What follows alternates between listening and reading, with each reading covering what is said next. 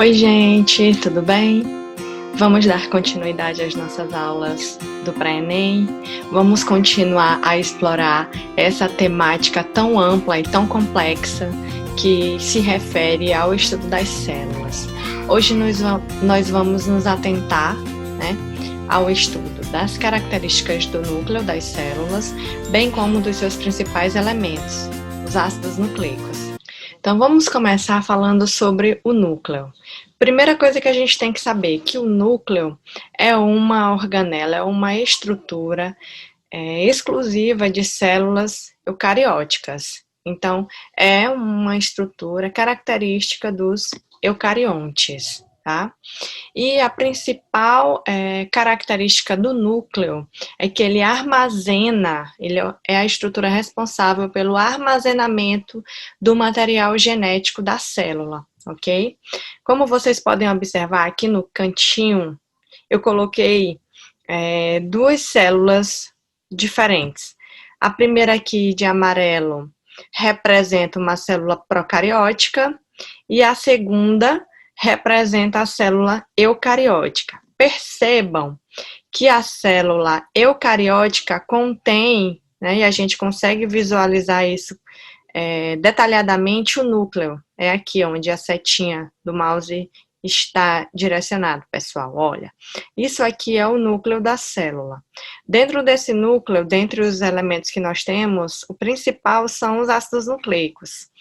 E quando a gente fala nos ácidos nucleicos, nós lembramos imediatamente da famosa molécula de DNA, que carrega, que contém, que representa, na verdade, o material genético da célula. Então, nos eucariontes, esse material genético fica aqui dentro do núcleo, tá? Aqui nessa estrutura.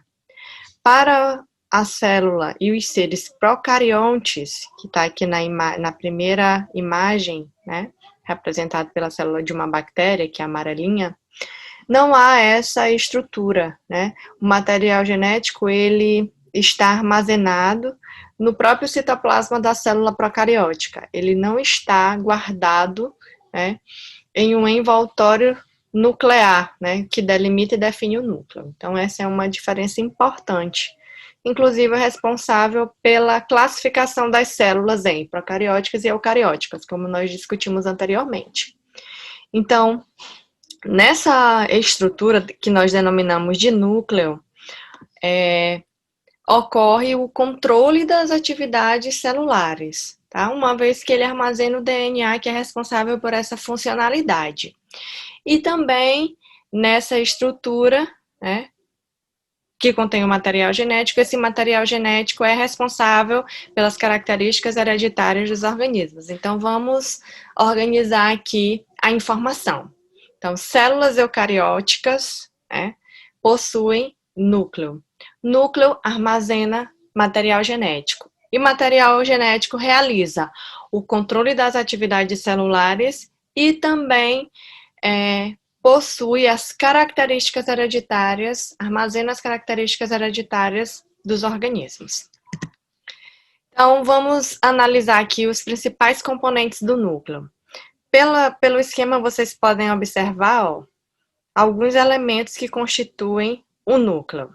O primeiro, gente, é o envoltório, O núcleo, ele é constituído por um envoltório, Esse envoltório é formado por uma dupla membrana, cuja composição é semelhante à composição da membrana plasmática, possui os mesmos elementos.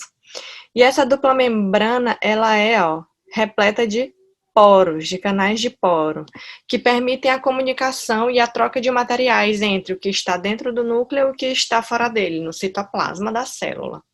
Então, essa membrana, essa estrutura, forma o que a gente chama de membrana nuclear, que também pode ser chamada de carioteca, ok? De carioteca. Dentro do núcleo, nós temos vários filamentos, Esses filamentos, esses elementos constituem o material genético da célula e eles são denominados de uma maneira geral de cromatina, Cromatina vem do grego, né? Cromos, que quer dizer cor. E esse nome foi dado porque esses elementos, uma vez corados, eles são facilmente visualizados em microscópio óptico. Então, por isso eles recebem esse nome de cromatina, tá bom? Além da cromatina, né, que constitui o material genético da célula, aqui no núcleo nós encontramos uma estrutura densa denominada de nucleolo, ok? Essa bolinha aqui que vocês podem ver, tá? E nós temos aqui, ó, a cromatina, ela está dentro desse espaço, esse espaço ele é preenchido por uma solução aquosa que nós chamamos de nucleoplasma, tá? O nucleoplasma, como eu apresentei aqui para vocês, né, é uma solução aquosa constituída por água, por sais minerais, por proteínas e também por materiais responsáveis pela síntese dos ácidos nucleicos. Com relação ao envelope nuclear, nessa imagem ele está destacado de rosa, tá certo? Como eu falei inicialmente, o envelope nuclear ele contém uma dupla camada, né, uma dupla membrana, uma que está aqui na parte interna em contato com o nucleoplasma e o conteúdo interno do núcleo, e uma camada externa que está em contato com o citoplasma da célula, certo?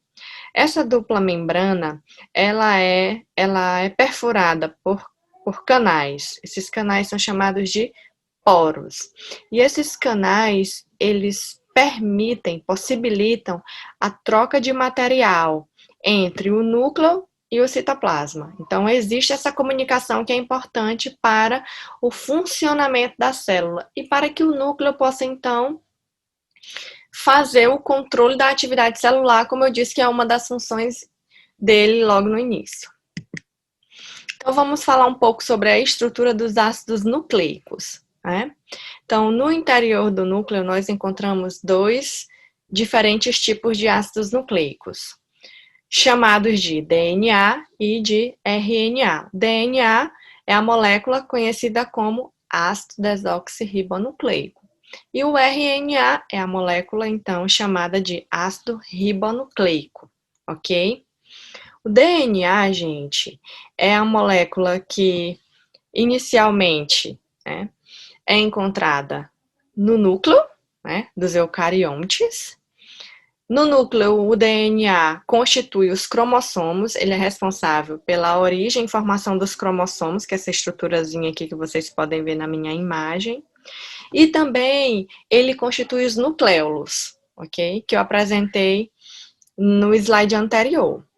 Mas há também uma pequena quantidade de DNA que é encontrada, que está disponível nas organelas chamadas de mitocôndrias e cloroplastos. E essa presença de DNA nessas estruturas relaciona-se com a origem delas. Já o RNA, né, que é essa imagem aqui, está aqui nessa outra imagem, como vocês podem ver, laranja, ele está disponível, ele pode ser encontrado no nucleolo, ele também está presente nos ribossomos, no citosol, foi o que a gente falou na aula anterior, mas também encontramos RNA nas mitocôndrias e nos cloroplastos. Os ácidos nucleicos, eles representam uma longa molécula constituída pela união de moléculas menores, né? Que a gente usa o termo de monômeros.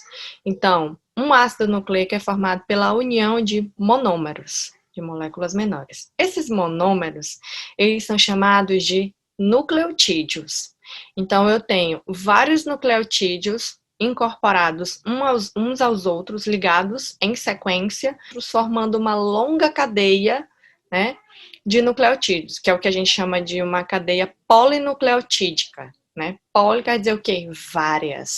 Vários nucleotídeos, então, se unem através de ligações químicas, formando os longos filamentos dos ácidos nucleicos, tanto do DNA quanto do RNA. Na minha primeira imagem aqui, como vocês podem observar, nós temos uma representação esquemática de um nucleotídeo. Na segunda imagem, gente, é também uma representação esquemática, só que um pouco mais detalhada da estrutura desse constituinte, né, do nucleotídeo. Vamos nos atentar para a primeira imagem, né, para entender os elementos que constituem o nucleotídeo. Então, o nucleotídeo, ele é formado basicamente por uma base nitrogenada ligada a um açúcar de 5 carbonos, chamado então de pentose, e esse açúcar está ligado a um grupo fosfato, tá bom?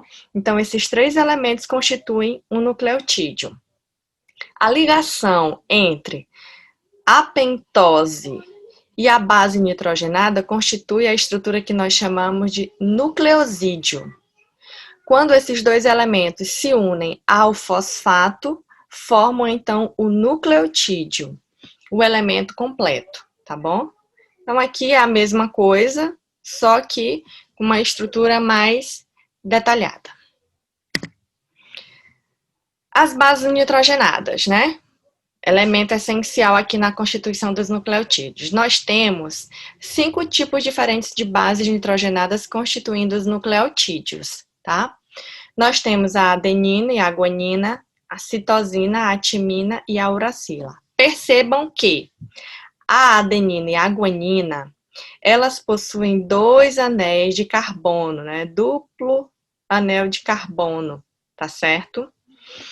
E esses anéis de carbono, eles são constituídos por um elemento, né? Eles derivam de uma substância chamada purina. E por isso, as bases adenina e guanina são chamadas, então, de bases púricas, certo? Já que citosina, timina e uracila são constituídas por um único anel carbônico, um único anel de carbono. E por isso, e além disso, elas são derivadas de uma substância denominada pirimidina. Por isso, essas bases são, então, chamadas de bases pirimídicas, ok? Então, aqui é uma diferença importante entre as duas. Falando um pouquinho da estrutura do DNA, mais adiante a gente fala da estrutura do RNA, para que vocês possam comparar as duas, tá bom? Então, a estrutura do DNA, ela apresenta um modelo, né, denominado de modelo da dupla hélice. Então, percebam, como eu falei inicialmente, que por que é uma dupla hélice? Porque são duas fitas, né? Uma única fita do DNA é constituída pela união de quem? Dos nucleotídeos, como eu expliquei agora há pouco, né? Então, nós temos vários nucleotídeos, sempre, gente, o grupo fosfato se liga à pentose, né, ao açúcar do nucleotídeo seguinte. E essa ligação permite, então, o alongamento, o crescimento e a formação da cadeia nucleotídica, né? Polinucleotídica. Essa primeira cadeia, ela vai se ligar a uma segunda, através das suas bases nitrogenadas, tá? Constituindo, então, a dupla cadeia de nucleotídeos, ok? Essa ligação é sempre feita através das bases nitrogenadas e as bases, elas são complementares. Sempre, gente, a base chamada de timina, ela se liga à adenina, sempre a adenina-timina. A guanina sempre somente se liga à citosina. O contrário também acontece, sempre a citosina vai se ligar à guanina. Percebam que na molécula de DNA não existe, não temos a presença da base uracila, né? Ela só está presente no RNA. E lá no RNA nós não temos a base timina, né? Ela é substituída então pela uracila. Então, a complementariedade entre as bases e a ligação entre elas permite a conexão da primeira cadeia de nucleotídeos com a segunda cadeia de nucleotídeos. Quando essas duas cadeias se encontram, elas começam a se enrolar sobre si mesmas, formando e constituindo, então, o famoso modelo, né, descrito pelos pesquisadores Watson e Crick, que nós chamamos de dupla hélice. É importante saber que a ligação aqui entre uma base e outra se dá através de ligações chamadas ligações de hidrogênio. São ligações fracas que podem ser facilmente desfeitas ou refeitas. Isso é importante porque as moléculas elas precisam em certos momentos se separar, as duas fitas precisam se separar ou se ligar novamente, tá? Então isso pode ser feito de forma fácil, né, ágil, devido à presença dessas ligações aqui, tá? Na ligação entre a timina e a adenina, nós temos um total de 2 pontes de hidrogênio. Entre a guanina e a citosina, nós temos um total de 3 pontes de hidrogênio. Essas fitas, então, elas são complementares, elas não são idênticas, elas são complementares. Por quê? Porque aqui, ó, se na primeira fita eu tenho a base timina, na fita oposta, eu não vou ter também a timina, eu vou ter a adenina, que é a base complementar à timina. O mesmo acontece se na primeira fita eu tenho a base guanina, na fita oposta, na mesma posição, eu vou ter então a citosina, porque guanina e citosina são complementares, tá bom? Então, informação importante: essas fitas são complementares, né? A primeira complementa a segunda, com base na conexão entre as suas bases nitrogenadas. E essas fitas também, elas não são paralelas, né? Elas são opostas, elas são antiparalelas. Então, se uma vai sendo constituída de cima para baixo, a outra vai sendo constituída de baixo para cima. Percebam aqui, ó, que o açúcar aqui está de cabeça para baixo, ó, que ele está na posição certinha. Na segunda fita, ele está de cabeça para baixo. Então, elas não são constituídas no mesmo sentido, na mesma direção. Elas são constituídas em direções opostas, ok? Fazendo com que elas possam, então, ser consideradas fitas complementares, não são completamente iguais, constituídas em sentido, né, opostos, antiparalelos. Com relação à duplicação da molécula de DNA. A duplicação da molécula de DNA é um processo controlado por várias enzimas, né, tipos especiais de proteínas que auxiliam na realização de processos químicos, como, por exemplo, a duplicação do DNA. Essas enzimas, elas têm várias funções, algumas delas promover o afastamento das duas fitas de DNA, promovendo através da realização da quebra das pontes de hidrogênios que estão ligando as bases. Então, algumas enzimas quebram as pontes de hidrogênio e isso faz com que as duas fitas se separem, tá? Algumas enzimas são responsáveis pela ligação de novos nucleotídeos presentes no citoplasma às fitas que agora estão separadas, tá? E elas podem ainda corrigir erros. Existem mecanismos de correção de erros. Por exemplo, se uma adenina foi ligada a uma citosina, essa ligação ela não está correta. Então, essa adenina precisa ser removida e a guanina tem que ser ligada, porque a citosina é complementar somente a guanina. A citosina é complementar a guanina. Então, elas também fazem essas correções, tá bom? Uma dessas enzimas, né, que se destaca nesse processo da duplicação do DNA é a chamada DNA polimerase. Ela é responsável pela união dos nucleotídeos, pela correção dos erros, tá? Uma informação importante, gente, é saber que a duplicação é considerada semiconservativa. Por quê?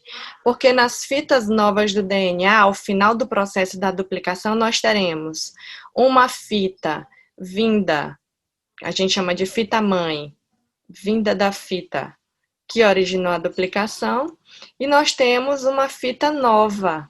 E essa fita nova, ela é igual à outra que se separou da primeira, ok? Então, por isso nós podemos afirmar que a duplicação é semiconservativa. Então, aqui, basicamente, nós temos a dupla hélice, que começa a se separar.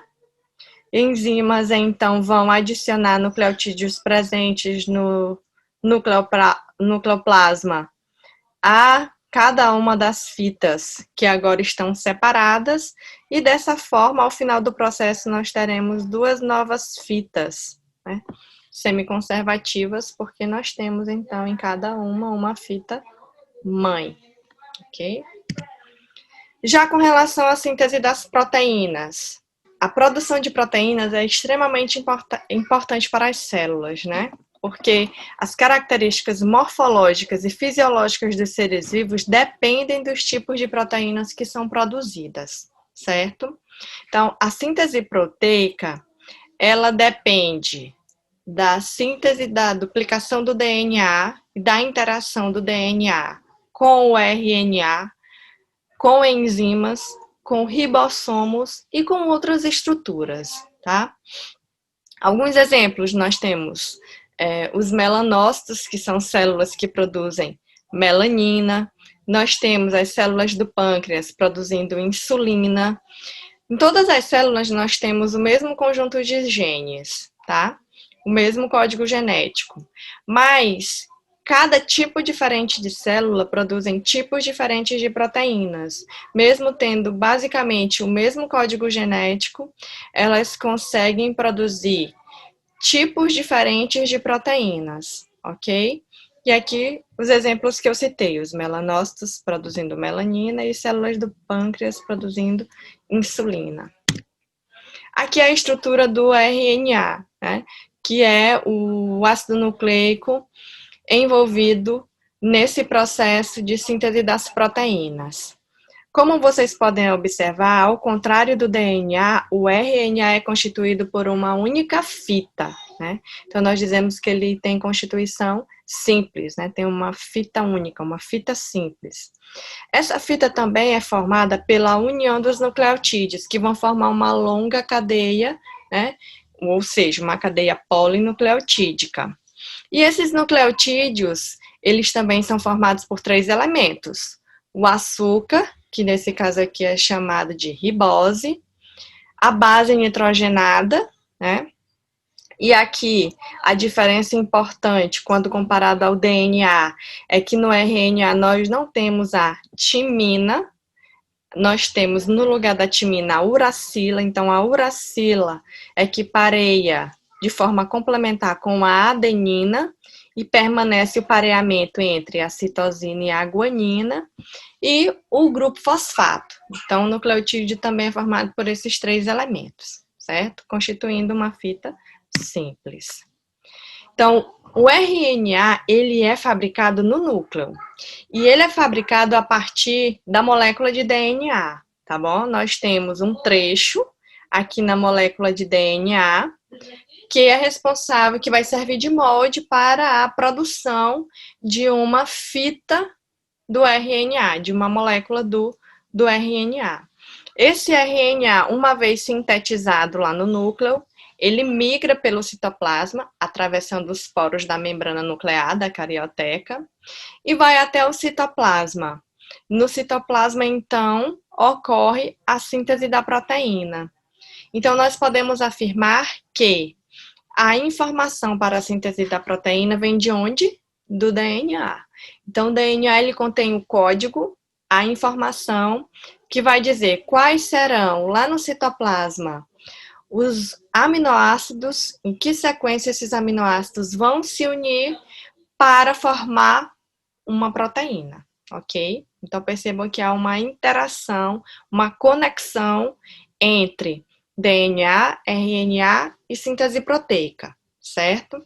E o controle da síntese das proteínas, ele é feito em basicamente 2 etapas. A primeira etapa, denominada de transcrição, no qual a informação contida no DNA é transcrita, é enviada para a molécula de RNA, e a segunda etapa é denominada de tradução, onde essa informação contida no RNA mensageiro é traduzida, né, na proteína. Ela vai ser traduzida nas proteínas a partir do momento em que a mensagem afirma, né, orienta quais os aminoácidos vão se ligar e culminar na produção de determinada proteína. Então, aqui no meu esquema, ó, vocês podem observar, nós temos o DNA, a partir dele são originados os 3 tipos básicos, os 3 tipos de RNA envolvidos no processo de produção das proteínas, tá? A molécula de DNA em determinados trechos e com a ajuda de enzimas, ela vai se abrir e uma das fitas vai servir de molde para a produção do RNA mensageiro, ok? O RNA mensageiro, uma vez constituído, se separa do DNA, vai para o citoplasma e interage com os outros 2 tipos de RNA para a síntese da proteína. O DNA, então, volta a se unir, né, as 2 fitas voltam ao normal. O RNA-T, que é chamado de RNA transportador, ele está no citoplasma e ele é responsável por transportar, por carregar os aminoácidos que vão se unir, né, no mensageiro e no RNA ribossomal, ok? E assim ele é responsável, então, pela produção da proteína.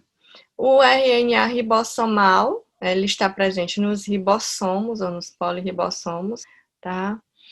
E é o local de síntese da proteína. Então, existe uma interação entre esses 3 tipos e uma série de reações que acontecem, cujo objetivo final, ao término, nós temos, então, a proteína. Então, aqui, gente, um detalhe da transcrição. Então, a transcrição, ela representa o processo de síntese do RNA mensageiro a partir de uma fita molde da molécula de DNA. Então, a fita de DNA se abre em uma determinada região, denominada de região promotora. Nessa região, então, inicia-se a produção do RNA mensageiro, né?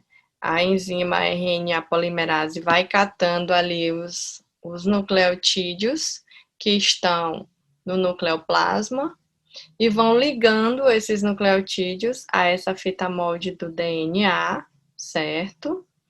E à medida que a fita do RNA vai sendo transcrita, né, vai sendo constituída, ela vai chegar numa determinada região de término.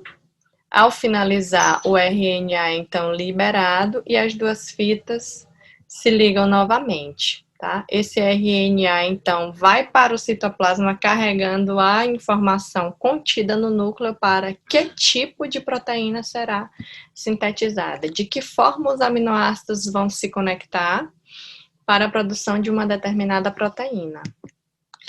O RNA, uma outra informação importante, o RNA, gente, transcrito, ele precisa sofrer modificações para ele se tornar funcional, porque uma vez produzido, ele contém regiões que não têm informação para a produção da proteína, né? Tem informações, é como se ele tivesse trechos inativados, inúteis, que não diz que tipo de aminoácido vai se conectar para produzir a proteína lá no citoplasma. Então, antes dele ser enviado para o citoplasma, esse RNA mensageiro, que é como se fosse um pré-RNA contendo trechos funcionais e não funcionais, sem informação, ele precisa ser processado. E esse processamento, chamado de splicing, promove o corte dessas regiões não funcionais, que não contêm informação para a produção da proteína. Essas regiões não funcionais são chamadas de introns, então eles são recortados e removidos, e as regiões funcionais, denominadas de exons, são conectadas, tá? Aqui os exons na minha imagem, eles estão destacados aqui de verde. Então, retira-se, remove-se os introns, deixa-se os exons. Agora sim, eu tenho um RNA funcional, apto para comandar a síntese das proteínas lá no citoplasma. Então, uma vez que o RNA foi processado, ele vai ser direcionado para o citoplasma e lá ele encontra-se com o RNA transportador, com o RNA ribossomal e a proteína, e ocorre então o processo da tradução, que é a produção da proteína propriamente, ok? Então, gente, uma observação importante é que um gene, ele pode produzir diferentes tipos de RNA mensageiro. O mesmo gene, ele pode produzir diferentes tipos de RNA mensageiro, tá? E os exons e introns podem estar situados em sequências diferentes. Isso permite, né, a produção por um único gene, pelo mesmo gene, de vários tipos diferentes de RNA mensageiro. Consequentemente, vários tipos diferentes de proteínas podem ser sintetizadas. E é isso que explica por que nós, por exemplo, né, o nosso organismo possui cerca de 20.500 genes e nós produzimos mais de 90 mil tipos diferentes de proteínas, ok? Então, como do RNA proteína, como que esse processo acontece? Então, a primeira coisa é saber que esse processo se chama tradução. Quando o RNA foi sintetizado, a partir do DNA, transcrição. Quando o RNA vai, então, gerar a proteína, tradução. Então, na tradução, a informação contida na sequência de bases do RNA mensageiro passa para uma sequência de aminoácidos, tá? Então, os aminoácidos são as moléculas, né, que vão se ligar através de ligações chamadas de ligações peptídicas, formando longas cadeias, e a esse conjunto, né, de polipeptídeos, de muitos peptídeos, nós chamamos proteínas, tá?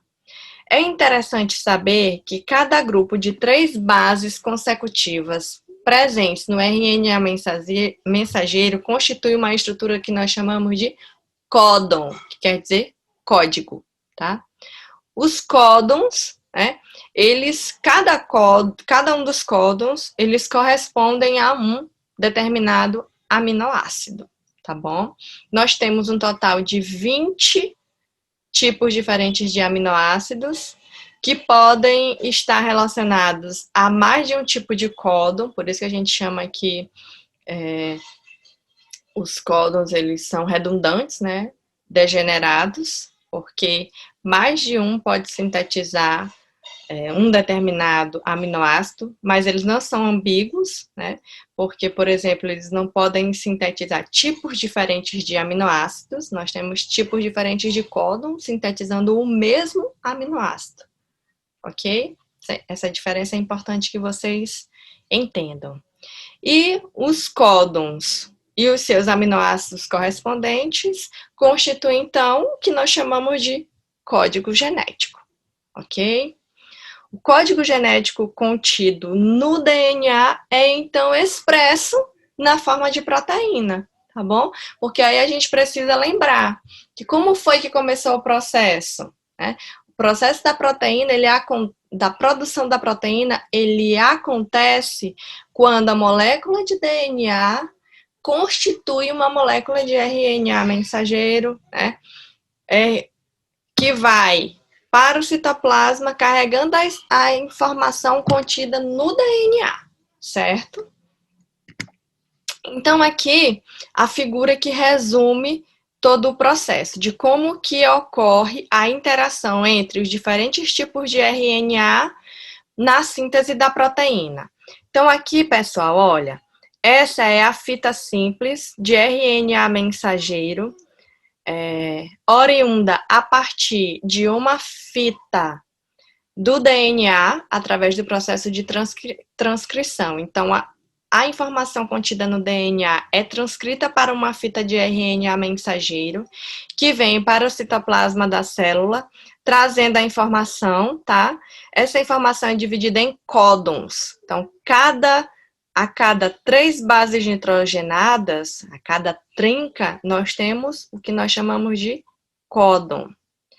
Nós temos aqui, então, além do RNA mensageiro, o RNA transportador, que é esse aqui que vocês podem ver.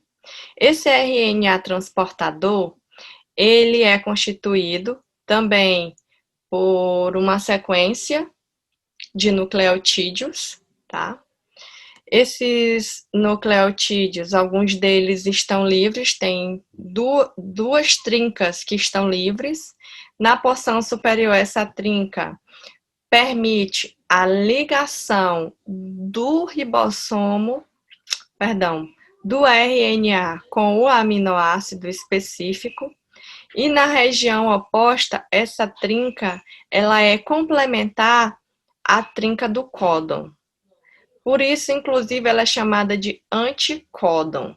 Então, para que a proteína, os aminoácidos possam se conectar produzindo a proteína, o códon aqui presente no RNA mensageiro precisa se conectar de forma complementar ao anticódon presente ou seja, a trinca, né, chamada de anticódon, presente na região do RNA transportador.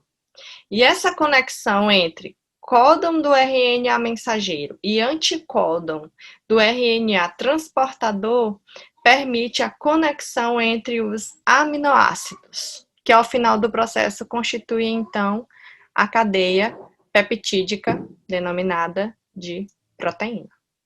Existe uma região de início, né, um códon de início, que é esse aqui que vocês podem ver, no RNA mensageiro, que vai sinalizar para o RNA transportador onde a tradução começa. E existem 3 códons de parada, né, stop, como nós chamamos, que lá ao final do processo vai sinalizar o momento do término da tradução, da produção da proteína, tá? Então, o processo ele não acontece de forma contínua e ininterrupta, não, tá? Existe um momento de início e existe um momento de término.